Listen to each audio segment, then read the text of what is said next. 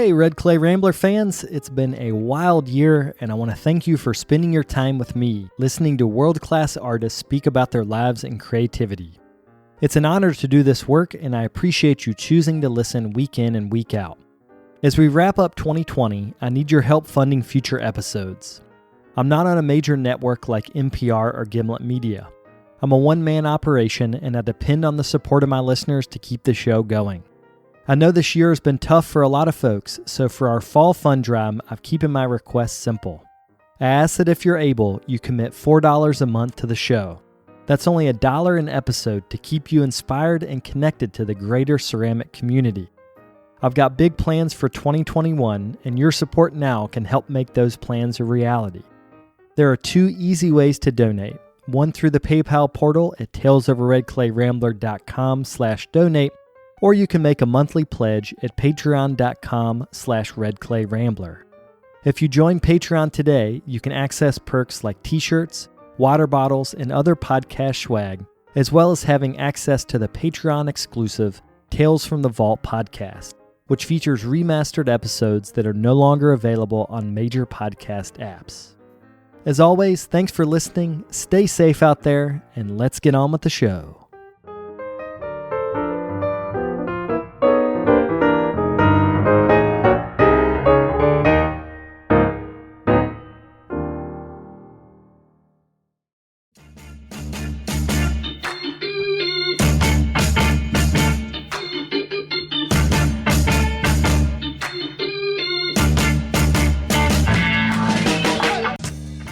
Welcome to the Tales of a Red Clay Rambler podcast, featuring interviews with culture makers from around the world. This is Ben Carter. I'm going to be your host. If you'd like more information on the show, please visit our website, talesofaredclayrambler.com.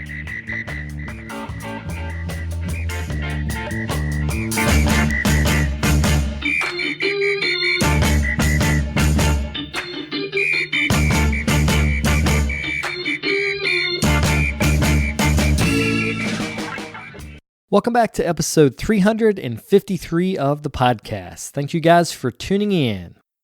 Today on the show, we have an interview with Natania Hume. She sells mostly through home stores, and the focus of this interview is using a small batch wholesale business model. This is a real potter's talk. It's been a couple episodes since we've really had a hardcore potter's talk, so it's nice to connect with Natania and talk about how she makes a living and also how her teaching career has evolved. If you'd like to see examples of her work, you can find her under Slow Studio. The website for that is slow-studio.com. Without further ado, we'll get to the interview.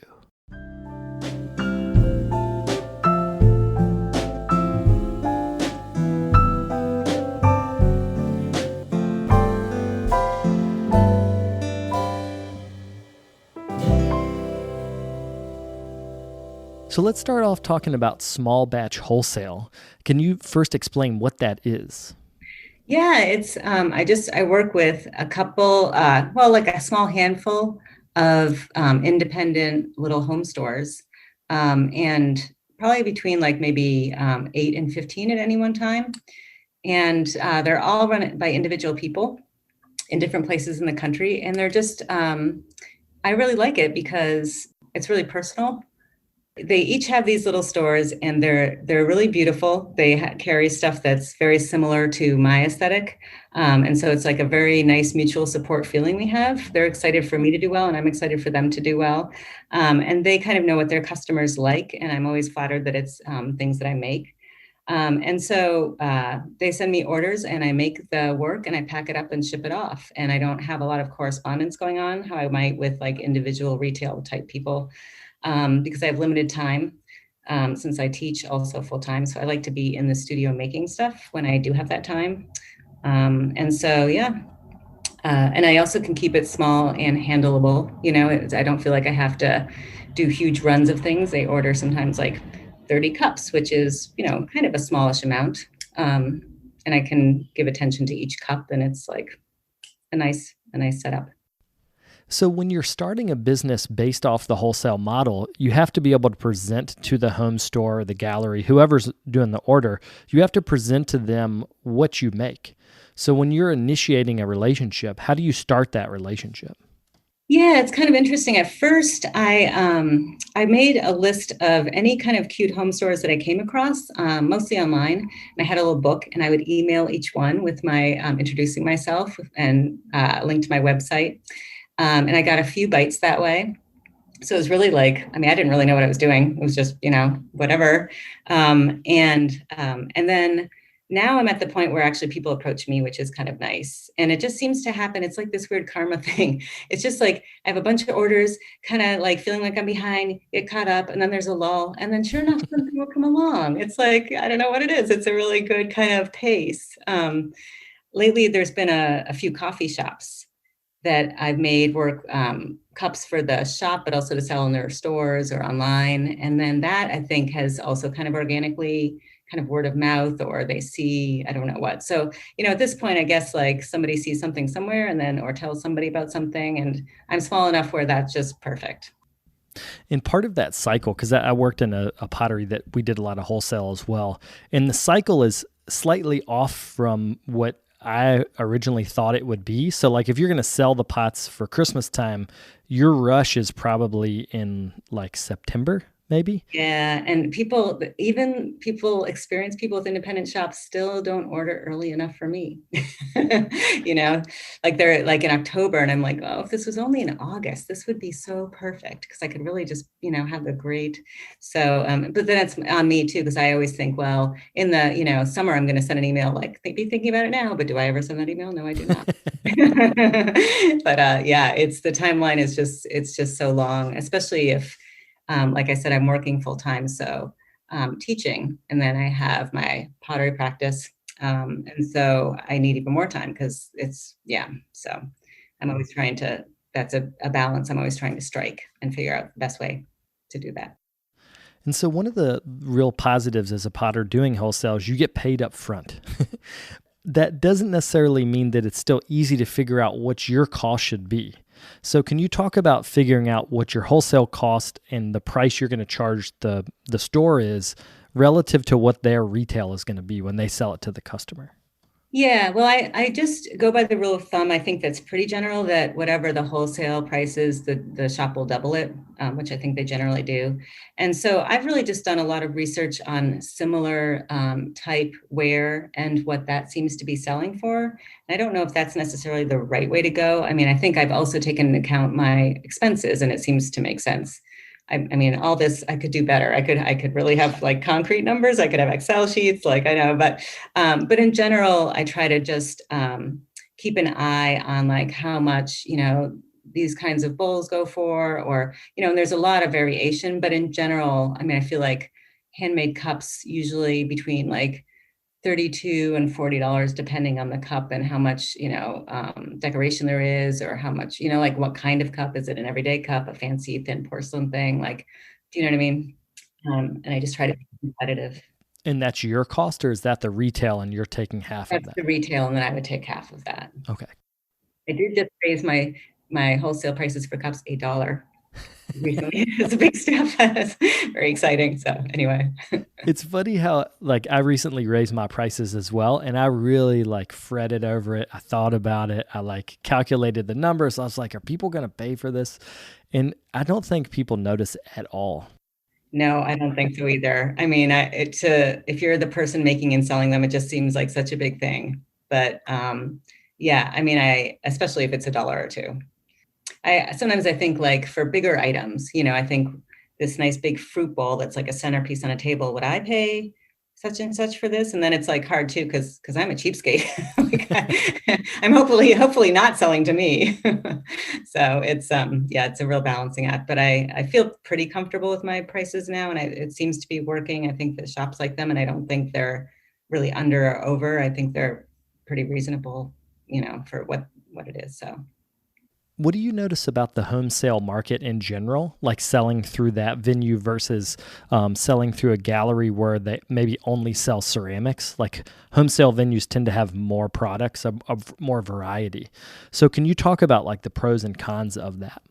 Yeah, I mean, I often feel like my work is not really gallery type work. Do you know what I mean? Like back in the day, I would enter cup shows and things because my work was different. It was a lot of like paper resist with colored slips and patterns and designs. And it was like more designed that way. And now the work I make is really, I think, simple and kind of designed to be in a home environment, to be on a table or with food or with other objects, which one would find in a home store, like nice linens.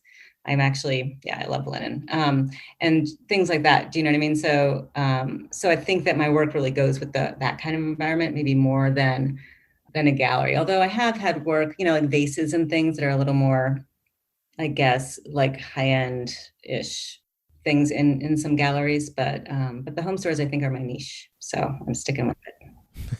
Well, you found something that works, and that was actually the experience that I had when I worked for the Wholesale pottery as well. We sold a lot of pots in places that people would not expect.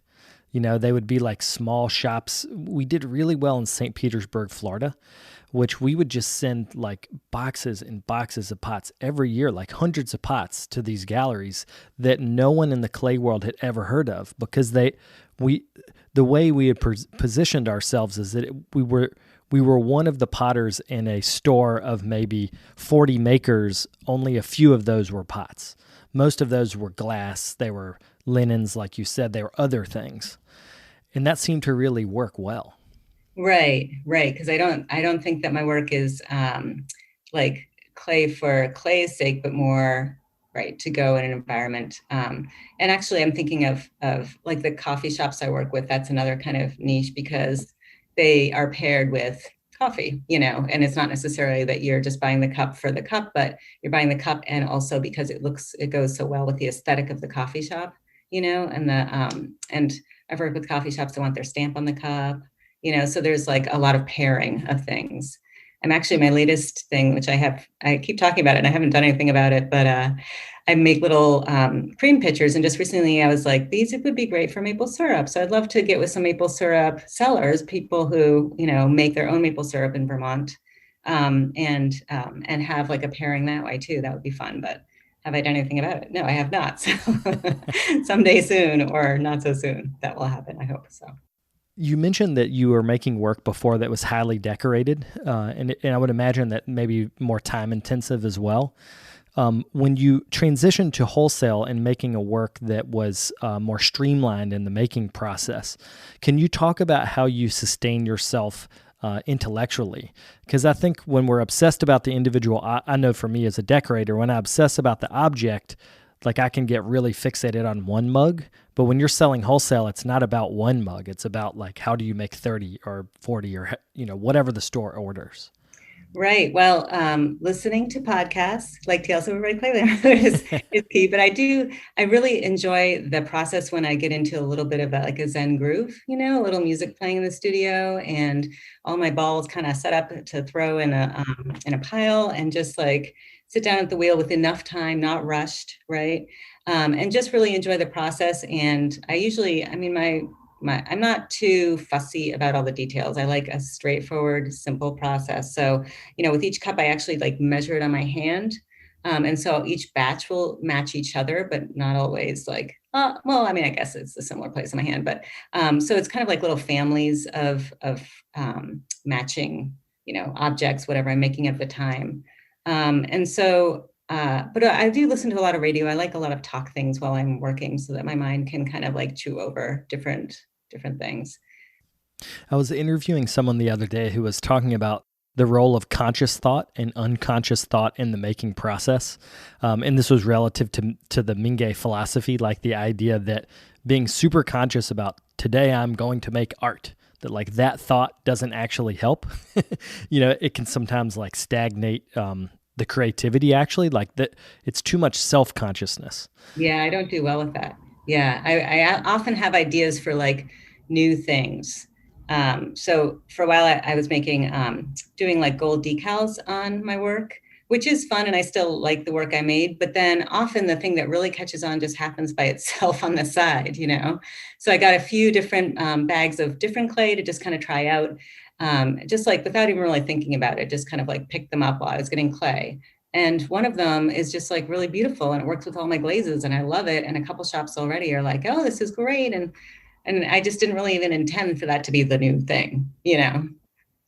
So I think that when I'm most relaxed is when, and thinking about something else sometimes, is when things flow. Yeah, this is, have you heard of the Google hour? You No. familiar with that? At Google, and this has actually happened in other big tech companies, they realized that if they gave people an hour each day to do whatever the hell they wanted, like literally some of these companies will say, go surfing. The idea is that by doing something else, your brain relaxes and then you come up with a solution. And at Google, the list of things that have come out of people not thinking about work, it was like the list is crazy. It's like Gmail came out of that. Like all these things that we think of as core tenets of this business were actually people like taking a walk with their dog. And then it just like popped in their head like, oh, we need to design XYZ. Yeah, it's crazy how that works. I actually am a big walker and I get my best ideas walking, even not trying to think of an idea. Just, yeah, exactly.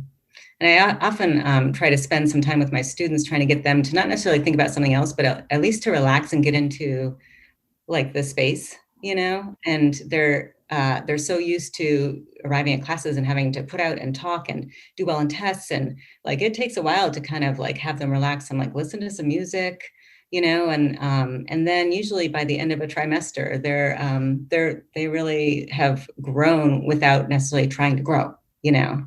And there's something to be said for that. And I think that's like a life skill too. So I feel like I'm imparting them hopefully with an ability to kind of just work on something in a way that taps that energy. What age group are you teaching?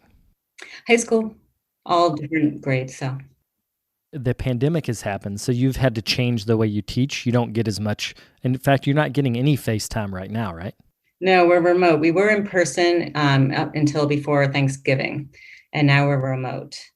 Yeah, it's totally different, but it's working better than in the spring. In the spring, we did the same thing, but it was like nobody knew what was going on, and it was emergency, and it was new, and I had never Zoomed before, and now I'm like, Zoom is such a part of life, but it was horrible then. And now I feel like I have got it down, and students are more used to it too. So they laugh at my jokes. Sometimes they even unmute themselves to laugh at my jokes. So that's always nice to see.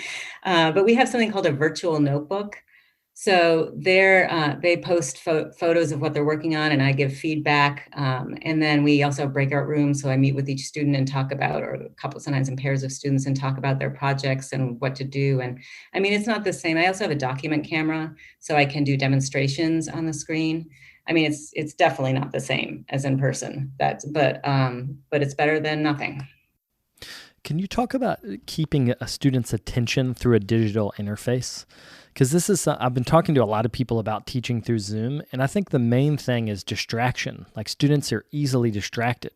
So how do you deal with that? Well, I don't do a lot of talking at them anyway, you know.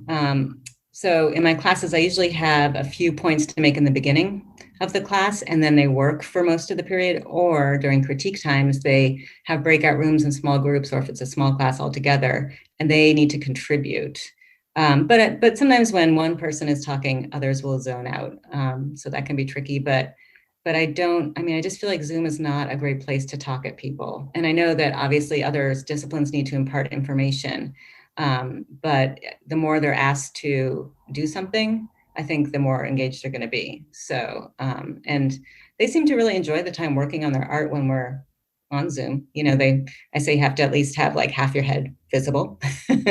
And they'll be working, then they'll stop and ask me questions, or, you know, if they should do this or that, or hold up what they're working on. So they seem okay, but it's hard. Yeah. I think you mentioned one time when we spoke before that you're actually the head of art, and is it dance and theater? Yeah, and music too. And music. Good God. Okay. It's not my singing that got me that position, just saying. Yeah. So how did this come to be that you're working at, is it a boarding school? Yeah, it's a private school. An independent school is boarding and day. So I think it's maybe 70% boarding, maybe. And how did you end up becoming in charge of multiple disciplines within the same school? I wish I knew. I know. I was teaching art here. This is my 16th year at this school, which is insane. My daughter was a baby when I started, so however old she is how long I've been here. And And so I taught art here for many years, and then I think I just aged everyone else out. I mean, I was people stepped down, and I was here, and they asked me to do it, and I felt like I'd been here long enough that I should, you know. But it's really just, it's kind of, I feel like a coordinator position, and I have a lot of responsibilities, but mostly it's just trying to further and enliven the arts and the role of the arts in the school, which I think is quite strong. It's a very vibrant program. And I think it's so important for these kids because they come from all different backgrounds, but not, the arts has not always been, you know, a really available thing for a lot of them. And so they have a great way it's an opportunity for them to express themselves and find themselves. And I think it's really healthy for their personal development to have our program at our school. So a lot of kids live here. So in their downtime in the evenings, they can go to the art studios and work, or the dance studio, or, you know, it's really like great for them. So as a trained potter, like how do you quantify good teaching in dance or good teaching in music? Yeah, I mean, when I first was department head, I kind of wondered that. And then we had like professional development day in our department where we gave each other classes. So we went and took a dance class, and we went and like had a music lesson and a singing lesson. And it's the same as art.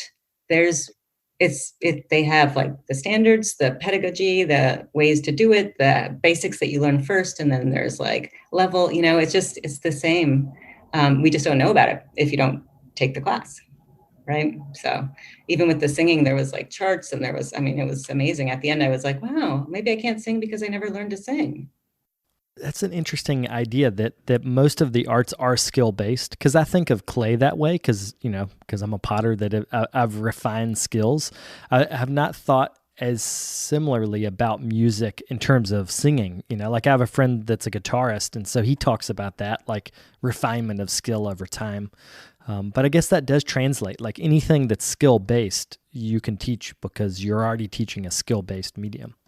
Yeah, exactly. I mean, I always say, because kids all the time show up in my classes and say, I'm not good at art. I'm like, really? Are you not good at art, or you just haven't learned how to do it yet? Right? Like, why would you take a class if you could always already do it? And then, of course, I had to learn that was the case in other arts disciplines, which I probably should have known. But, I think that there's a way to learn anything, really, if you want to badly enough, and if you're stubborn enough to stick with it through failure, which I think one of my strongest attributes as a beginning pottery student was just stubbornness. If it flopped, I just kept going. I didn't care. So many early years of my clay career was spent trying to fix like a wobble in a pot. Like I would just obsess on like, I've got to finish this one pot, which is actually not what I teach the students to do now. Like I would rather them just squish it and re-wedge it and make again. Right. But I do think that tenacity is worth something. So you've got a bunch of different hats you wear. You're the department head of fine arts. Then you're teaching in clay, and then are you also teaching things outside of clay? Yeah, I teach drawing and painting and 2D foundations. I do not teach digital art. That's where I draw the line. But yeah, no, I teach a lot of art classes. So you've got those things, and then you also are a maker.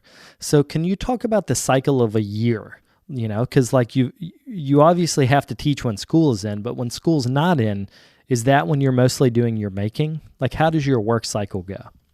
Yeah, so there's a lot of weekends. My studio is in Vermont, and I teach in Massachusetts, so it's about an hour away. And so there's weekends, and our breaks are fairly long because it's a boarding school and kids need to go somewhere, right? So even for Thanksgiving, we have a week, which some schools do, because kids need to fly to California, or for Thanksgiving, they don't usually fly to Asia, but for the winter holiday, they sometimes go back home. So we have some ample breaks and spring break.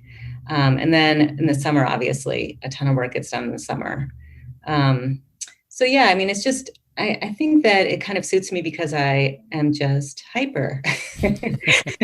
I also have lately started dabbling when I'm in East Hampton and I'm not in my clay studio, with block printing on linen. And so I do that sometimes too, which is actually similar designs to when I was working in paper resist and colored slip, and with a more decorative geometric design surface and clay. So like it all comes around, it all feeds each other. And it's just kind of like, I mean, I guess I wear different hats, but I don't know that I'm always taking them off. I feel like I'm kind of wearing them all at the same time. And at any one time, like one is more prominent, but it just kind of, yeah, I mean, there's some organization definitely needed to figure it all out, but it's all part of me. So I don't feel like I'm like shutting off one part to do another, if that makes sense.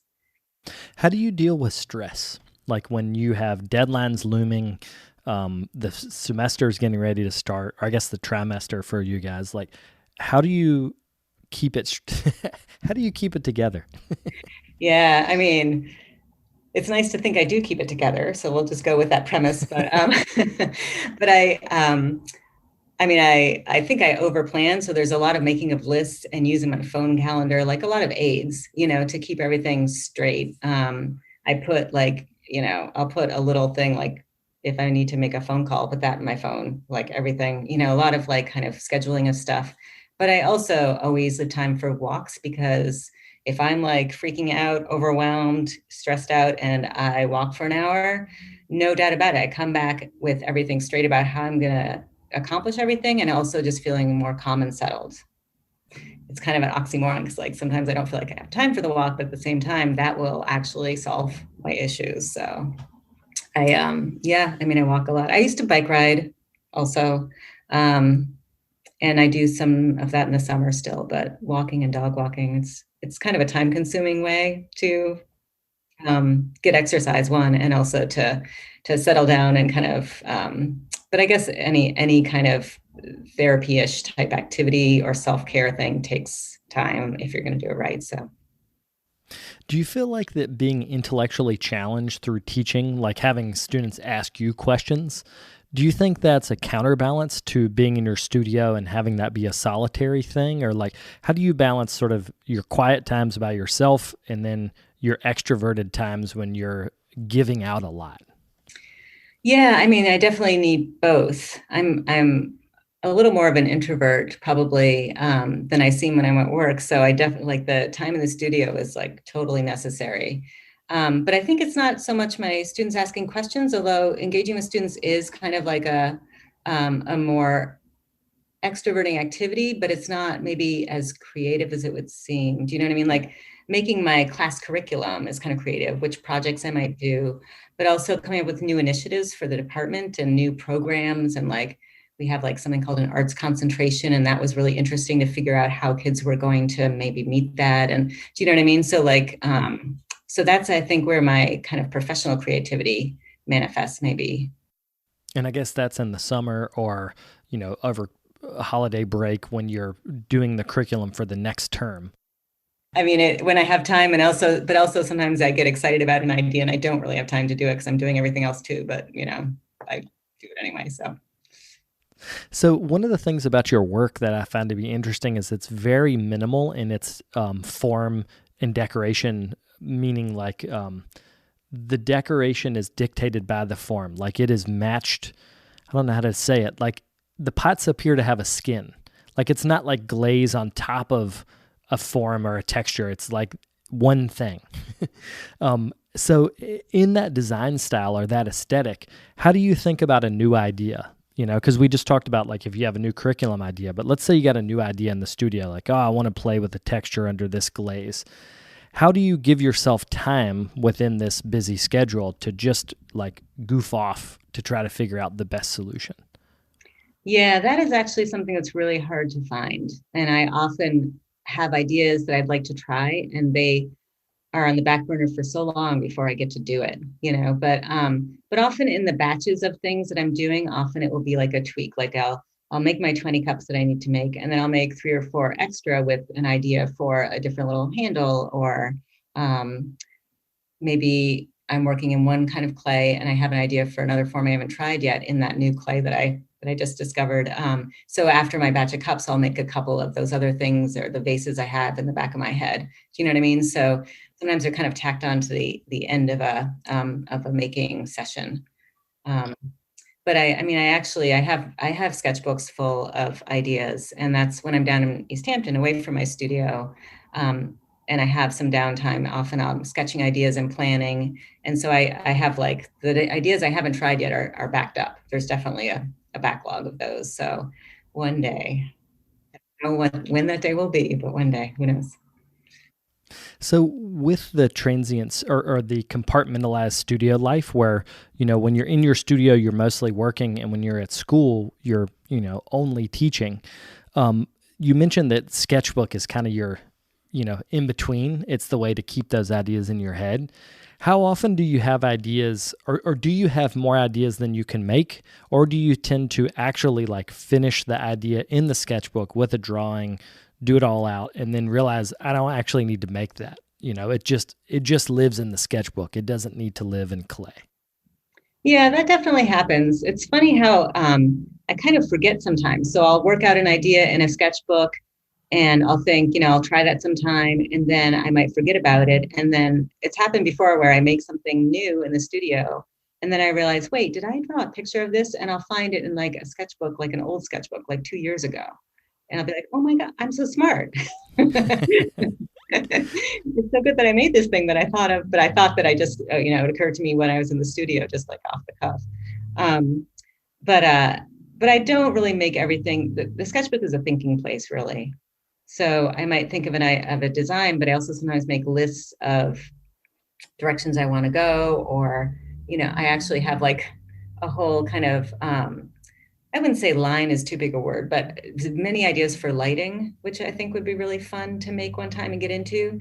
And I have made some lamps, but I just don't have the time right now to really develop that. So I have like, those are living in a sketchbook. Maybe they will always just be in the sketchbook, and that will just be something that was cool to think of and didn't get to try, which would be kind of okay, but maybe someday I will be able to go back to that and develop a more of an intentional lighting situation. So.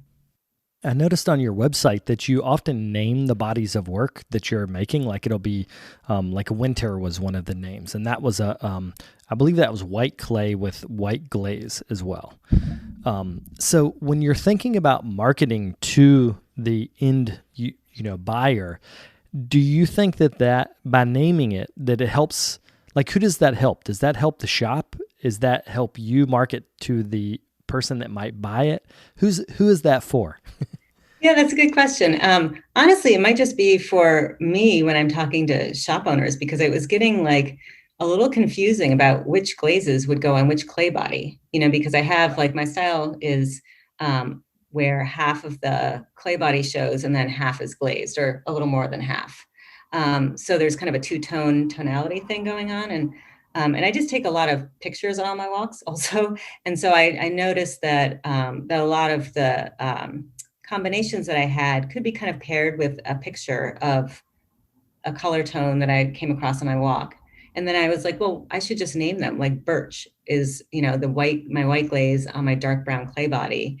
And you get that kind of thing where it shows through a little bit, but it's kind of white on the top. And that is just easier than saying like the white glaze on the dark brown instead of the medium brown, or the what, it's just like, so it's just more straightforward. And on my website, I have to say I had fun pairing each like name of a color and glaze combo with a photo that matched it. So that was like a whole little fun project of mine that maybe was for absolutely no one, but that was just like, I just enjoyed the process. So I found that to be true too. Like sometimes I need a game plan, but it doesn't mean that the person that buys the pot needs to understand what that game plan is. I just need to have something so that I have some organization. But it reminds me a lot of fashion. Like fashion brands will often have like the fall line, or even Pantone releases colors of the year. Have you ever seen that? yeah, I think I have. Yeah, it's an interesting concept. It's like this year, the two colors are, and I think they do it by month too. Like this month's colors are these two. Yeah. But it kind of reminds me of a, part of this wholesale culture is that you're creating an object that comes with marketing. Like you're almost giving the store the marketing when you give them the pots with the name. If they choose to use it, it's kind of up to them, but you're giving them that option. Yeah, I guess I always think of it in terms of kind of a philosophy that runs through everything. Do you know what I mean? So like I like my work to be simple in a way that's minimalist, but not like my my father's generation had their minimalism. He was like a painter in New York in the 60s. So that minimalism, it was like cold, it was like those edges were made by machine or they looked like they were. And I like my simple minimalist shapes and lines to look like they have a touch of a hand, like an individual person made them. And I love like old tools for that reason, like they're, a simple tool, but made by a person. And so the simple, straightforward is like how I design the work, but it's also how I make the work. I don't trim anything. I just work with a profile tool on the bottom so that it's just like a very fresh one-off process. Do you know what I mean? I feel like there's a freshness and just a simplicity that goes with like the way I make it as well as the way it looks. And then the kind of the inspiration for the names of the color combos and the lines from nature and the photos I take also are a part of me. And it's also kind of like a back to basics, earthy vibe. So I feel like it's kind of a rustic thing. And so it's all part and parcel of one. Do you know what I mean? So it's kind of marketing, but it's also, I feel like it's my actual philosophy of life, really, because I hate fuss and undo, too many steps and unnecessary, stuff. So that's just the way it came out. You often use things that are neutral tones, like a white or I guess black. It's not necessarily neutral, but you're using colors that we all know. But you can have 10 different black glazes, and some can be cool black, some can be a little green black, some can be a little blue black. So how do you find like this sounds like a dumb question, but how do you find like the right black? Like the glaze that makes the pots look warm, like you're talking about, that doesn't make them look like concrete. Right. So that's actually what I really love about kind of a minimalist thing, are that you're forced to pay attention to the subtleties, so it's not only what color black, but it's also the surface of the glaze and what kind of quality. So I that's when I kind of really get interested, is when it's like not matte, not glossy, a little bit of sheen to it. It's kind of like almost got a metallic feeling or flavor. It's like those subtleties I just find really interesting and kind of like luscious to pay attention to. And if it's, I enjoy really colorful pottery of other people's, but when I get into bright colors, I just feel like it's like too loud for me, and I lose there's just too much to pay attention to, with the color play, and then the texture of the glaze, and the saturation, and there's just a lot going on. So I like the really subtle flavors, and I guess I feel like my work is quiet, and it's asking you to kind of, or the viewer or the owner, to pay attention to those subtleties and like look and listen a little bit to what is going on in a more micro level. What do you think distinguishes your work from other potters' work in these home store environments? Yeah, that's a good question. So much of it is beautiful, and I do feel like it's kind of a strange thing to say, but there's like this little curve to all of my work that I hope is like kind of inviting and warm and cozy, but isn't really pronounced. So it's not like a big curve and it's not straight. So it's like this kind of, and that's what unifies my work. I don't know that it makes it stand out from others. I hope so. But it definitely all is of a family, and it all kind of they belong to each other with that certain kind of curve. And as well as the style of the half and half glaze clay thing. But as far as what makes it, well, I know that the cups are distinctive in that way, with that same kind of shape and the same handles. I don't know. I hope it does stand out. Well, this is a hard thing to teach a student, the curve that you're talking about. When I'm teaching, I'm often saying like, it's got to be straight, but it actually has to flex out a little bit, because if it's actually straight, when it dries, it looks like emaciated. Like the pots tend to look like they're like sinking in on themselves. So I think about this with your faceted work, like the vases that are faceted. They're really beautifully handled, like the way you're cutting the clay, but they're also still pushing out just a little bit, which I think is so much better. It's a subtle thing, but it's so much better than something that's cut almost like you would cut like cheese. Like if you look at the way cheese is cut, that looks totally different than clay. Yeah, it's true. And I think it's, yeah, I was just reminded of when my daughter and I stayed in an Airbnb not too long ago, and the cups were like those kind of diner cups that go in the middle. And there was so little liquid in there. The cup of tea took 2 seconds to drink because there were like 3 swallows of tea. And we were both kind of remarking, like, what is up with those cups? There's just nothing in them. So yeah, the little swell is nice because it I think communicates that it's going to be ample. It's the feeling of surplus or of abundance is like the message, I guess. And I was just going to say also that it's like I feel like it's the interplay with all those subtle qualities, the thickness also. Like often I'll look at work I admire and it's thinner, and it really goes with the style of whatever it is, and I think that's beautiful. But for me and my aesthetic, it's not what I would want, because I like the slightly thicker because you can wrap your hands around it and it keeps your hands warm but not burny. And so there's all these kind of subtle things that go into the design that I like, that I feel like I want to produce, and I hope it appeals to other people too. But it's an experiential thing rather than just the way it looks. It's like the whole thing, drinking from it, picking up by the hand.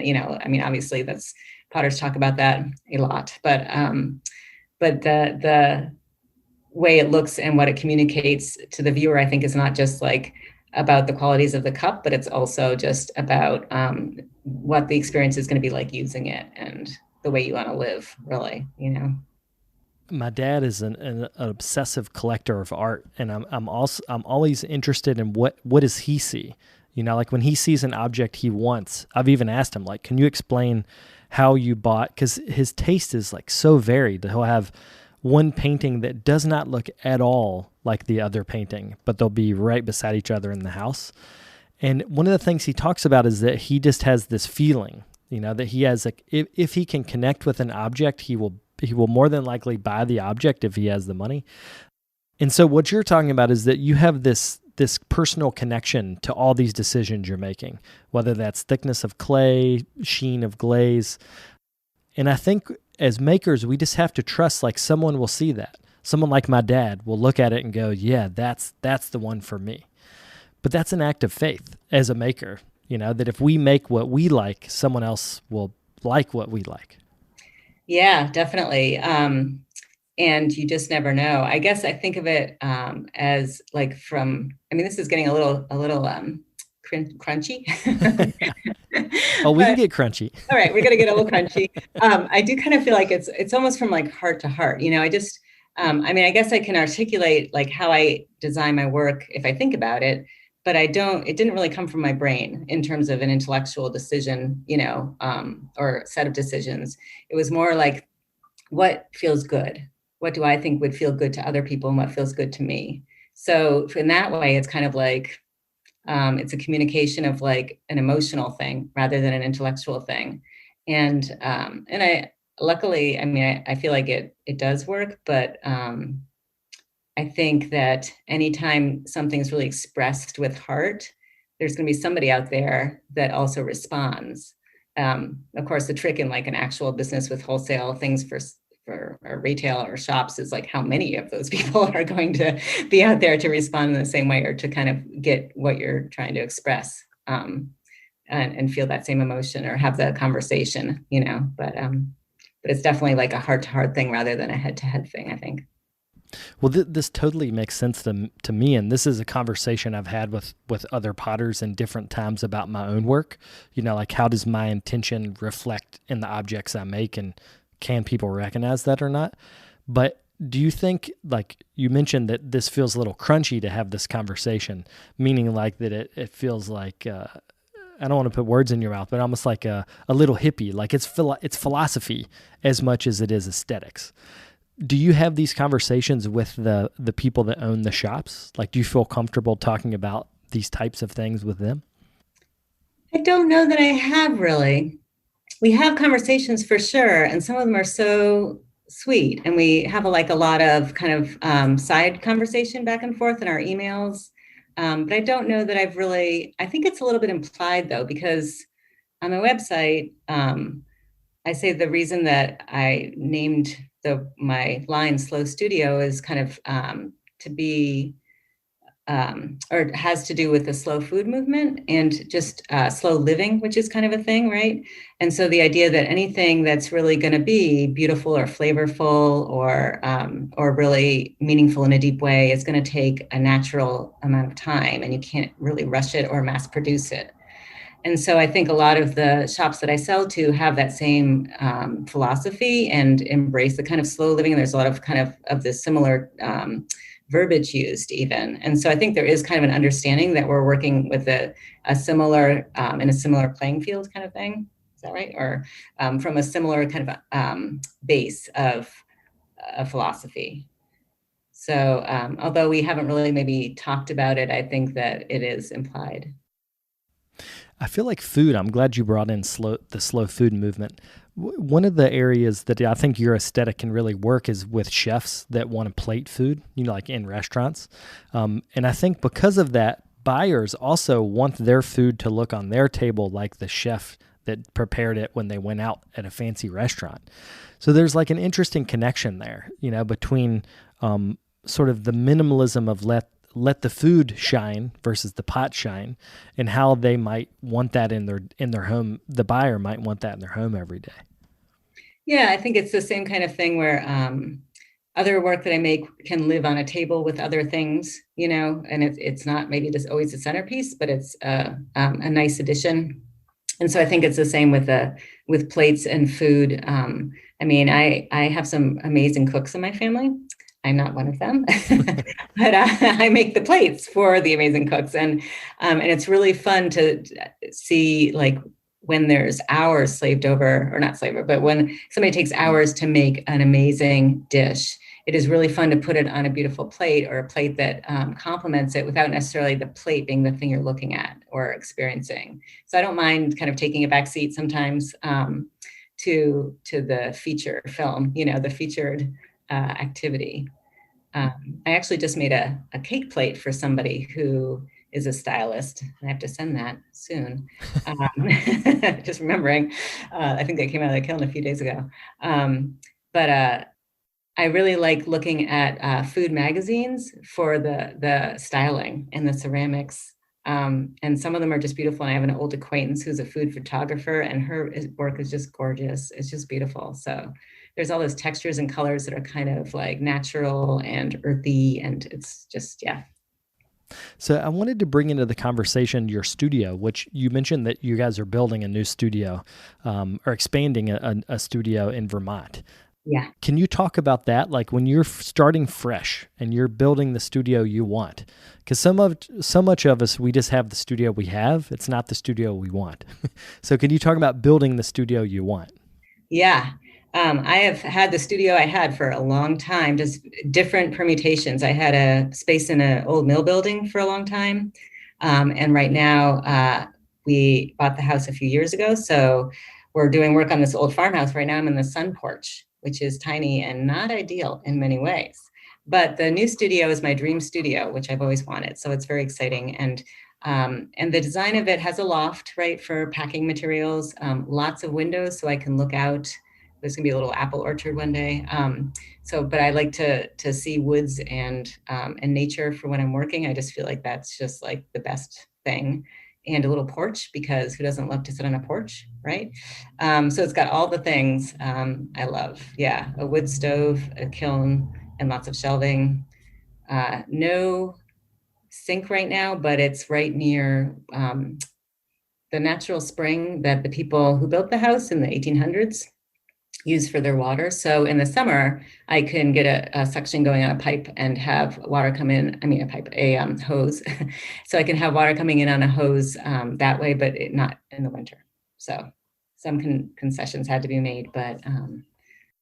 Well, it makes me think too about when you're building the studio you want.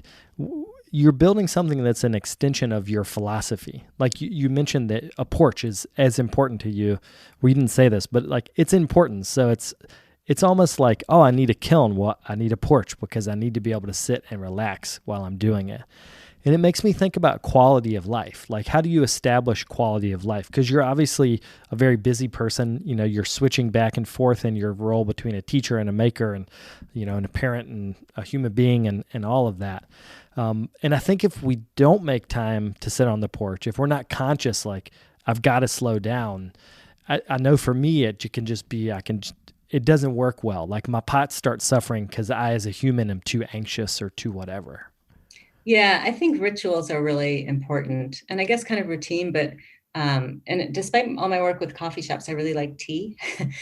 So so I feel like a cup of tea is like a ritual I have. So when things are fast, I'm getting kind of tired, and I start looking forward to my afternoon cup of tea. And I start planning it. I'm going to have my cup of tea on the porch, and and during that is like sacred time. So it might just be 10, 15 minutes, but I'm having my cup of tea. Don't need to get up and do anything. Don't you plan. So the ritual allows you to like plan the break. Do you know what I mean? Rather than if you're like, I'm going to have a 15-minute break in a little while, it would feel like kind of weird, like, but no, I'm not having a break. I'm having my cup of tea. And that's like, so these rituals, I feel like, help us have a rhythm that gets us through that. Otherwise, if you're busy, busy, busy, sometimes you don't have time to take the time for yourself unless you have like rituals that are built into that. Can you talk about assessing your environmental impact when you're building a studio? You had written for Studio Potter a while ago. I can't remember when that was, but about lessening your impact. Yeah, and it's always a concern. We are getting all our lumber from a local mill. We there's some delays because of COVID. So, but so he is cleaned out because everybody, I guess, is doing home projects now.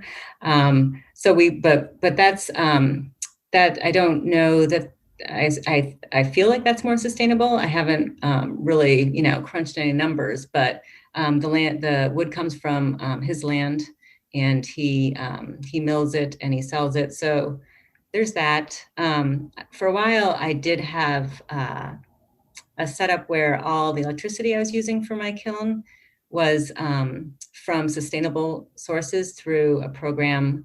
But that was in an old situation. So now I'm looking into cow power, which is methane produced by farmers in Vermont, contributes to I think that the electricity that it produces just is on the grid and you buy. I'm not sure how that works. So I'm looking into that.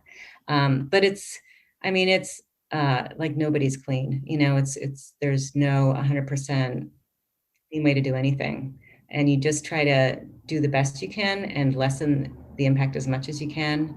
I just was having a conversation with my daughter about this, about clothes, and how used clothes maybe are preferable because they're already here.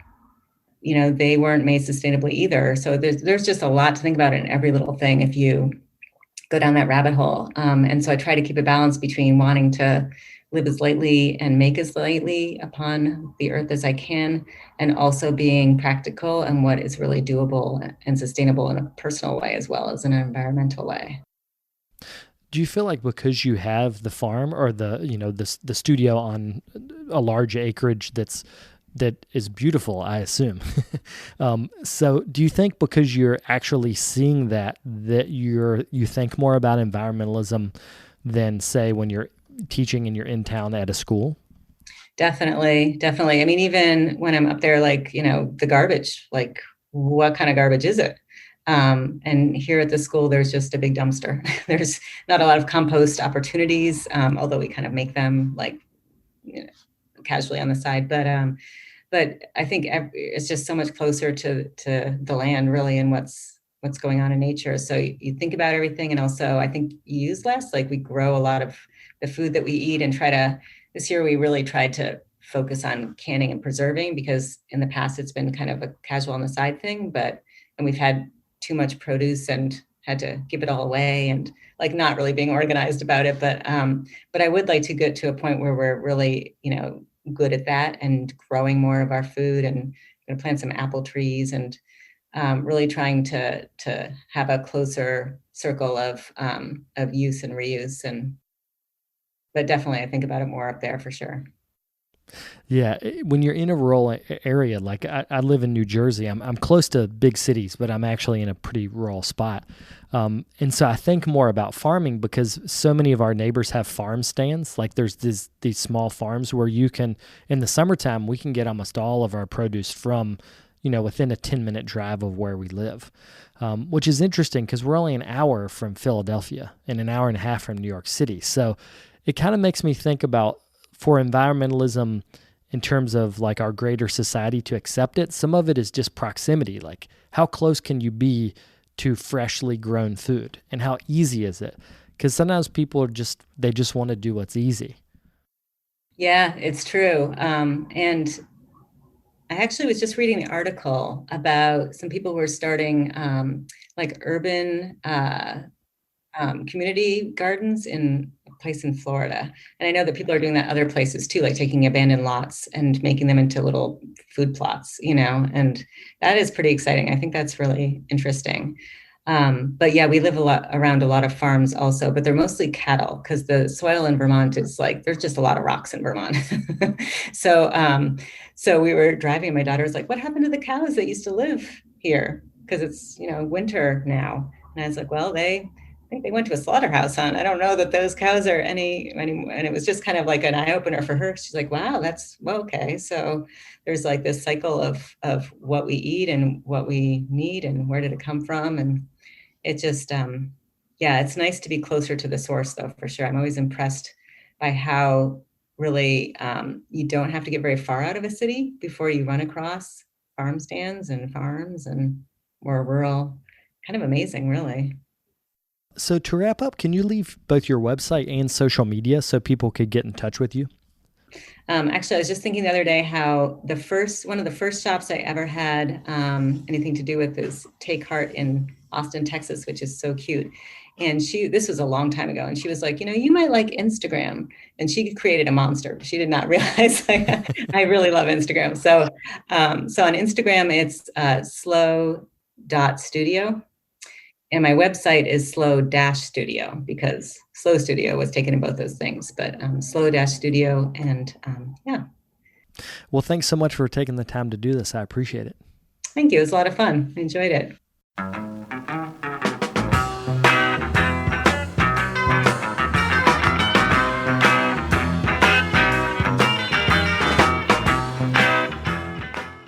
I'd like to thank Natania for taking the time to do this interview. I encourage you guys to follow her on Instagram or to check out her website. The studio name is Slow Studio. Before we go, I wanted to say this is the last of our Fall Fund Drive episodes for this year. I want to thank the folks that have been donating, and as always, I encourage you, if you can, to kick in a few extra dollars to keep this show going. You can donate in two ways. You can go to talesofredclayrambler.com/donate, where you can make a one-time donation through our PayPal portal. Then you can also become a sustaining member at patreon.com/redclayrambler. If you sign up for that, there are all sorts of perks, including water bottles and t-shirts, as well as a dedicated podcast feed called Tales from the Vault, which features episodes that are no longer available on regular podcast apps. Again, the website for that is patreon.com/redclayrambler. Also wanted to take a minute to wish everyone happy holidays and happy new year. I know this has been a long, hard, tough year for a lot of folks. I hope that we come through this year being a little bit smarter, a little bit more compassionate, and ready to tackle the new challenges of 2021. So thank you guys for tuning in. It's been a wonderful year on the show. Look forward to getting more episodes out after we take a little bit of a winter hiatus. So we'll be back the first week of January with new episodes. Thanks as always for tuning in, and Happy New Year.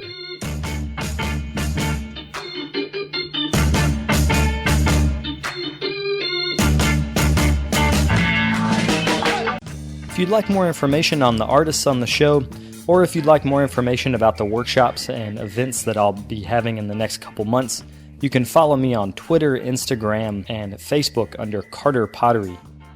Another great way to support the show is to leave me a comment on iTunes.